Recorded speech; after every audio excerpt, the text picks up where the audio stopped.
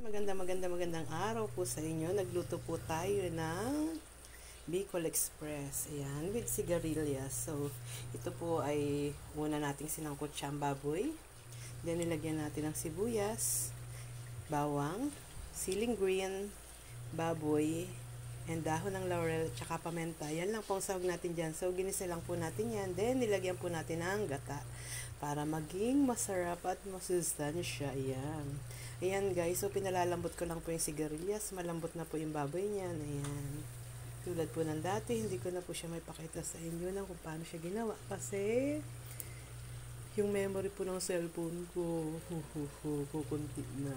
Ayan. Ayan guys. So guys, maya lamang po ikakain na po tayo. Ayan. Yan po ang ating binagoongan na baboy. Yan, sobrang yummy.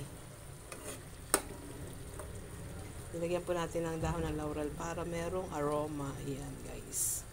So, ayan po siya. Ayan. Maraming salamat po sa mga nanonood ng aking munting channel. Ayan. Thank you so much at ingat po tayo lagi. Ayan. So, ayan. Kumukulo na po siya. Thank you guys. Maraming salamat. Bye.